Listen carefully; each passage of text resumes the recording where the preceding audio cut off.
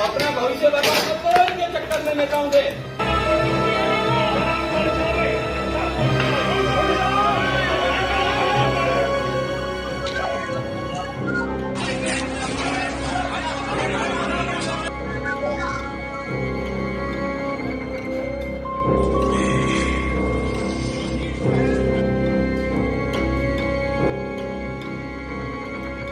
हमारे यहाँ हाथ में आप देखें कि पुलिस के टीयर गैस और जो प्लास्टिक के बुलेट है जो भगाने के लिए अनुमन्य है उसी के तहत कार्रवाई की जा रही है। सर्वे हो चुका था, चुनाव के चर्चा न हो पाए, हमारी आपकी प्रेस गड़बड़ा जाए, इसलिए जानबूझ करके सुबह सर्वे की टीम भेजी जिससे माहौल खराब हो जाए। और जो जानकारी मिल रही है उसमें जानकारी है कि कई लोगों को चोट पहुंची है, कई लोग घायल हैं और एक नौजवान नईम उसकी जान चली गई। ये जानबूझ करके सरकार ने कराया है।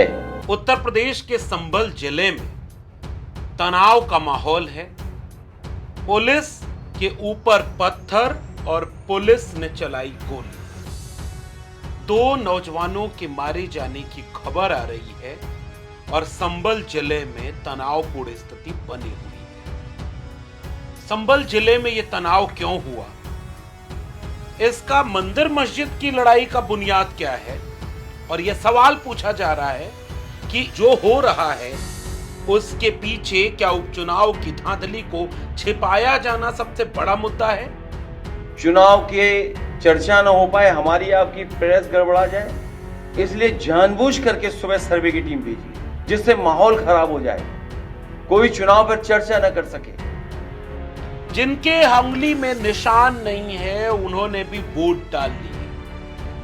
भारतीय जनता पार्टी ने इलेक्ट्रॉनिक बूथ कैप्चरिंग की है और जो चोरी से धोखे से जीते हैं कागज को खत्म नहीं कर पाएंगे, आज नहीं कल इसका हिसाब होगा। ये नए जमाने की इलेक्ट्रॉनिक बूथ कैप्चरिंग है। ये नए जमाने की इलेक्ट्रॉनिक बूथ कैप्चरिंग का मामला है जो कोर्ट की निगरानी में होने वाली मतगणना में कैमरे के सामने हेराफेरी कर सकते हैं, वो अपने लोगों के बीच बूथ के बंद कमरे में क्या नहीं कर सकते। ये बातें कहते हुए सपा प्रमुख अखिलेश यादव ने क्या पूरे प्रकरण पर टिप्पणी की, आज के वीडियो में सिलसिलेवार इसकी पड़ताल करेंगे। आप देख रहे हैं डॉक्टर लक्ष्मण यादव का विश्लेषण। संभल जिले में एक विधानसभा क्षेत्र आता है कुंदरकी। तो बात कुंदरकी पर भी होगी, बात वहां के परिणाम पर भी होगी, लेकिन उसके पहले वहां के तनाव पर, क्योंकि आज वहां पर तनाव बहुत ज्यादा है। इस वीडियो के जरिए हम भी अपील करेंगे कि किसी भी तरह की हिंसा, उत्तेजना और किसी भी तरह की कानून को हाथ में लेने से किसी भी समस्या का समाधान कतई नहीं हो सकता। हिंसा समाधान का रास्ता नहीं है। इसलिए एक भी व्यक्ति हिंसा में शामिल न हो, वो अपने घर लौटें, जनतांत्रिक, कानूनी और संवैधानिक तरीके से अपने प्रतिरोध, अपने सवाल को उठाएं। लेकिन अभी जो परिस्थितियां बन रही हैं वहां तनाव बहुत ज्यादा है। वहां की बात अगर समझें, खुद अखिलेश यादव ने यह बात कही कि कैसे वहां पर तनावपूर्ण माहौल बना दिया गया है, और वह तनावपूर्ण माहौल बनाने के पीछे की परिस्थिति यह है कि वो परिस्थितियां जानबूझकर बनाई गई दिख रही हैं। और जानबूझकर बनाई परिस्थितियों में भारतीय जनता पार्टी के ऊपर आरोप लगाते हुए अखिलेश यादव कह रहे हैं प्रेस कॉन्फ्रेंस करके कि जब एक बार सर्वे वहां हो चुका था तो दोबारा वहां सर्वे करने की क्या जरूरत थी। जानबूझकर यह किया गया है ताकि उपचुनाव में हुई धांधली के ऊपर चर्चा न हो, और यह सबसे महत्वपूर्ण सवाल है। आरोप है कि संभल में एक जामा मस्जिद है। पूरा प्रकरण इसको आप समझिए। संभल में जामा मस्जिद पर सर्वे हो रहा है कि क्या उसके नीचे कोई मंदिर है। ऐतिहासिक शाही जामा मस्जिद के हरिहर मंदिर होने का दावा किया गया। एक बार इस पर सर्वे हो चुका था। दोबारा आज सुबह सुबह सर्वे टीम जामा मस्जिद पहुंच गई। मस्जिद के दोबारा सर्वे होने की बात इलाके में फैल गई। बड़ी संख्या में मस्जिद को अपना एक पवित्र स्थल मानने वाले लोगों की भीड़ जुट गई। उसके बाद हालात बिगड़ते चले गए और पुलिस का आरोप है कि पहले पत्थर मारे गए, फिर उन्होंने मौके को काबू में करने के लिए बल प्रयोग किया, लेकिन संभल की स्थिति बिगड़ती चली जा रही है। 19 नवंबर को एक बार इस परिस्थिति में यहां पर सर्वे किया जा चुका था। 19 नवंबर को पहला सर्वे हो चुका था और जामा मस्जिद बनाम हरिहर मंदिर, इस विवाद की अगली सुनवाई 29 नवंबर है, जिसकी प्राथमिक रिपोर्ट 29 नवंबर को कोर्ट में पेश करनी है। और जिला में यह सब कुछ हो रहा है, जिला न्यायालय यह कर रहा है। मस्जिद के चारों ओर बैरिकेड लगाया, पुलिस ने मामले को सील किया, लेकिन आग में कई तरह की चीजें जलती हुई दिख रही हैं। तनाव बढ़ता हुआ दिखा, लोगों के मारे जाने की खबरें अब आने लगी हैं। पुलिस गोली चला रही है, सामने एकदम सामने चला रही है। पुलिस के महानिदेशक डीजीपी उत्तर प्रदेश के बोल रहे हैं कि कोर्ट के आदेश पर संभल में सर्वे कराया जा रहा है। कुछ असामाजिक तत्वों ने पथराव किया है। पुलिस और वरिष्ठ अधिकारी मौके पर मौजूद हैं, स्थिति नियंत्रण में है। पुलिस पथराव करने वालों की पहचान करेगी और उचित कानूनी कार्रवाई करेगी। डीजीपी प्रशांत कुमार ने यह बयान दिया है। वहां के सांसद जियाउर रहमान बर्क कह रहे हैं कि जामा मस्जिद पर वाद दायर करने वाले याचिकाकर्ताओं को शरारती तत्व कहा था, जिस पर महंत ने पलटवार करते हुए कहा कि धार्मिक भावनाओं को भड़काया जा रहा है। और इस तरह से पूरे के पूरे मामले में बहुत तेजी से तनाव फैलता चला जा रहा है। और आज की तारीख में उसी संभल में आग लगी हुई है।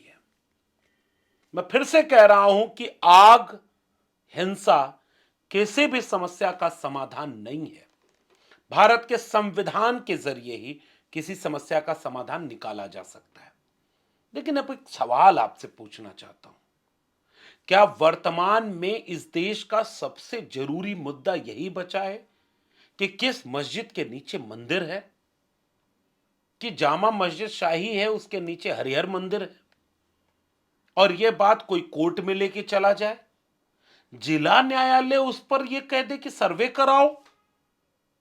न्यायालय के लोगों को यह नहीं पता कि यह किस तरह से भावनात्मक विषय है जो एक समय में उत्तेजक होकर के किसी और रूप में जा सकता है।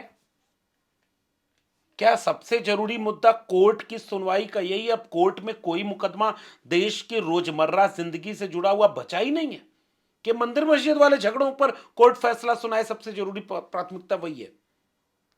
उत्तर प्रदेश में 69,000 शिक्षक भर्ती का घोटाला हुआ। हाई कोर्ट ने रद्द कर दिया, कोर्ट पहुंच गए लोग सुप्रीम कोर्ट। कोर्ट का कोर्ट खेल चल रहा है और जिनको नौकरी 5 साल पहले हो जानी चाहिए, आज अभी वो अपनी नौकरी के लिए भटक रहे हैं, आंदोलन कर रहे हैं, उनको कोई न्याय नहीं मिल रहा है। कोर्ट को इसमें कोई जल्दी नहीं है। लाखों केस पेंडिंग हैं आज की तारीख में। अगर पूरे देश में जिला न्यायालय, हाई कोर्ट और सुप्रीम कोर्ट को मिला लें तो कई करोड़ केस पेंडिंग हैं, और जिनसे लोगों की जिंदगी का वास्ता है, रोजमर्रा की जिंदगी जुड़ी हुई है। लेकिन उनकी बजाय मंदिर मस्जिद के फैसले इतना जल्दी, और भी कोर्ट में जिला न्यायालय का फैसला, फिर तुरंत चली गई टीम सर्वे करने। एक बार सर्वे हो चुका है, फिर आज सुबह जाने। अखिलेश यादव ने यही सवाल पूछा कि जब एक बार सर्वे किया जा चुका था तो दोबारा सर्वे करने की जरूरत क्या थी? यह केवल और केवल विवाद को, तनाव को पैदा करने के लिए किया जा रहा है, और यह दुर्भाग्यपूर्ण है। केवल धर्म के नाम पर पूरे देश में आग लगाने का काम कौन कर रहा है? ये कौन है जिसको लगता है कि इस देश का आज की तारीख में सबसे जरूरी मुद्दा अब यही बचा है कि कहां किस मंदिर, मस्जिद के नीचे मंदिर है? रोज मंदिर बनाम मस्जिद की लड़ाई। जो पत्थर मार रहे हैं, जो मारे जाएंगे, जो दंगे हुए आज तक हुए और आगे भी होंगे, उनमें कौन मारा जाएगा? गरीब, कमजोर, मजलूम मारा जाएगा। किसी नेता का बच्चा नहीं मारा जाएगा, किसी अमीर का बच्चा नहीं मारा जाएगा। और आप पूरे टाइम केवल हिंदू मुसलमान करके इस देश के जरूरी मुद्दों से ध्यान भटका लो। जैसे समाजवादी पार्टी के प्रमुख ने आरोप लगाया कि कुंदरकी वहां की जो विधानसभा है उसमें जो धांधली हुई, इलेक्ट्रॉनिक बूथ कैप्चरिंग हुई, लूट लिया गया। वो लोकतंत्र का सबसे बुनियादी उसूल है वोट डालना, और अगर कोई वोट ही न डाल पाए, जिसकी उंगली पर स्याही नहीं है उसका भी वोट डाला जा चुका है। कुंदरकी का इलेक्शन कमीशन का यह आंकड़ा देखिए। बाई इलेक्शन हुआ कुंदरकी में, और इस बाई इलेक्शन में रामवीर सिंह भारतीय जनता पार्टी की तरफ से 1,70,371 वोट पाकर चुनाव जीतते हैं, 1,44,791 वोटों से। और मोहम्मद रिजवान 25,580 वोट पाते। आजाद समाज पार्टी के चांद बाबू 14,000 वोट पाते। यह सबसे दिलचस्प चीज है। आप कल्पना करिए, जिस इलाके में 64% आबादी मुसलमान हो, भारतीय जनता पार्टी ने इस बात को यह प्रचारित किया है कि 64% जहां मुसलमान हो, पिछड़े हैं, दलित हैं, इन सब की पिछड़े, दलित और मुसलमानों की आबादी मिला लें तो 80-85% पहुंच जाएगी। रामवीर सिंह को वहां पर वोट मिल गया, और वो कितना, 1,44,000 वोटों से जीत गए। 1,44,000 वोट से, और सपा के कैंडिडेट को केवल 25,000 वोट मिल रहा है। संभव है क्या? इसका मतलब मुसलमानों ने बड़ी तादाद में बीजेपी को वोट दे दिया। मुसलमानों ने टोपी पहन ली थी ना, बीजेपी के कैंडिडेट ने, रामवीर सिंह ने। भारतीय भाजपा का कोई टोपी नहीं पहनता। प्रधानमंत्री का आपने देखा होगा कि टोपी कोई पहनाने जा रहा, उसको प्रधानमंत्री ने झटक दिया, नहीं पहनेंगे। हालांकि विदेशों में जाकर शेखों से गले मिलते हैं, पूरा बाहें भर के गले मिलते हैं, बगल में बैठ कर के खूब बहुत प्रेम से वो चिपक के बात करते हैं। कपड़ों से नहीं पहचानते प्रधानमंत्री। अमीर होना चाहिए मुसलमान, लेकिन देश में कपड़ों से पहचानने का बयान देते हैं। मुख्यमंत्री योगी आदित्यनाथ को कभी आपने टोपी पहने देखा? लेकिन भाजपा के कुंदरकी के प्रत्याशी रामवीर सिंह, जो अब जीत चुके हैं, विधायक हैं, वो टोपी पहन करके वोट मांगे।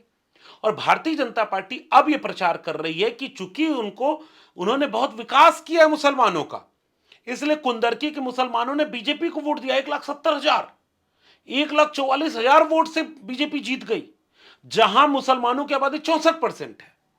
अच्छा, सारा फायदा इस समय मुसलमानों को कुंदरकी में ही हुआ था कि एक मुश्त कुछ कुंदरकी के मुसलमान बीजेपी को वोट दिए। सीसामऊ के नहीं दिए, कटहरी के नहीं दिए, मीरापुर के नहीं दिए। बाकी जगह पे मार्जिन क्यों इतना कम है?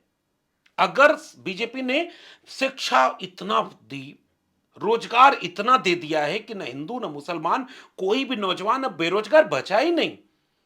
2 करोड़ रोजगार प्रतिवर्ष देने का वादा था मोदी जी का, 5-7 करोड़ दे रहे हैं एक बार में। और मुसलमानों को पहली बार कोई बीजेपी मिली है जो इतना न्याय कर रही है कि कुंदरकी के मुसलमान एकमुश्त होकर के बीजेपी को वोट दे रहे हैं। भाजपा ये कह रही है, फिर बाकी जगह क्यों नहीं दे रहे हैं? और बाकी जगह पे वोट का अंतर इतना कम क्यों है? सीसामऊ में कितने वोट मिले बीजेपी को? मीरापुर में कितने मिले? कटहरी में कितने मिले? खैर में कितने मिले? उसके बाद मझवा में कितने मिले? कितना वोट का अंतर है? इसका मतलब यह कि इस पर तो अलग से शोध होना चाहिए कि कुंदरकी में हुआ क्या। कुंदरकी में इस तरह से इसको इलेक्शन कमीशन को अलग से शोध करना चाहिए कि यह क्या नया चमत्कार हुआ है। भारतीय जनता पार्टी के जीवन में ऐसा चमत्कार पहले कभी नहीं हुआ होगा। इसीलिए अखिलेश यादव ने कहा कि इलेक्ट्रॉनिक बूथ कैप्चरिंग है। और सुबह सुबह जब कुंदरकी के वहां से सपा के प्रत्याशी जब अपनी तरफ से आने लगे थे मोहम्मद रिजवान, तो मोहम्मद रिजवान उन लोगों को सबूत के साथ लखनऊ ले आ रहे थे, जिनके नाम पर फर्जी वोट डाल दिए गए, जिनके नाम पर उनका आरोप है कि उंगली पर स्याही नहीं है फिर भी वोट डल गया, घर से निकलने नहीं दिया, वोट डल गया, बंदूक तान दी वोट डालने के पहले कि, और कई वीडियो, पूरे सोशल मीडिया भरा पड़ा है वीडियो से। पुलिस अगर कोई वोट डालने जा रहा है तो पुलिस बीच में रोक रोक करके लौटा रही है पहचान पत्र चेक करके, जबकि पहचान पत्र चेक करने का अधिकार पुलिस का नहीं है। यह कहने के लिए जब कुंदरकी से लोग गाड़ियों में हाजी रिजवान के साथ लखनऊ की तरफ आ रहे थे तो सीतापुर में पुलिस ने पकड़ लिया उन्हें, एक थाने में बिठाई फिर दूसरे थाने में ले गई। मतलब अब कोई व्यक्ति अगर कहीं से कोई शिकायत करके लखनऊ आना चाहे, अपनी बात कहना चाहे, तो पहले वो गिरफ्तार हो जाएगा। इन सब पर चर्चा न हो इसलिए संभल में आग भड़का दी गई, और संभल में अखिलेश यादव ने साफ कहा है, एक बार सर्वे हो चुका था, बिना तैयारी से आप कैसे चले गए। और संभल में इस समय तनाव का माहौल है। बीजेपी यही तो चाहती है। आपकी मस्जिद के सामने गाने बजेंगे तो एक डिबेट होगी कि क्या अब इस देश में हिंदू मस्जिद के सामने जा नहीं सकता, क्या इस देश में हिंदू डीजे पर अपने मनपसंद का गाना नहीं बजा सकता, भारत में जो देशद्रोही हैं उनकी मां का ये करके गाना नहीं बजा सकते, क्या मुल्ले नहीं कर सकते, क्या उनको उकसा नहीं सकते, क्या हम उनके छत पर चढ़ करके झंडा नहीं उतार सकते। ये सब कुछ कह करके इस देश में सांप्रदायिकता के तनाव को लगातार बढ़ाया जा रहा है कि शिक्षा पर बात ना हो, रोजगार पर बात ना हो, संविधान पर बात ना हो। आप किसी को इतना उकसाओ और धर्म के नाम पर पत्थर चले फिर आप गोली चलाओ, फिर पत्थर चले फिर आप जेल में डालो, फिर पत्थर चले बुलडोजर चला दो। ये एक पैटर्न बन चुका है। इससे कैसे बचेंगे, कौन इससे आपको बचाएगा, आप विचार करके नीचे जरूर बताइएगा। और जितना भी कुंदरकी के चुनाव से लेकर के संभल में हिंसा, इन दोनों पर आप क्या मानते हैं, नीचे अपनी राय जरूर बताइएगा। फिर मिलेंगे, तब तक के लिए बहुत बहुत धन्यवाद।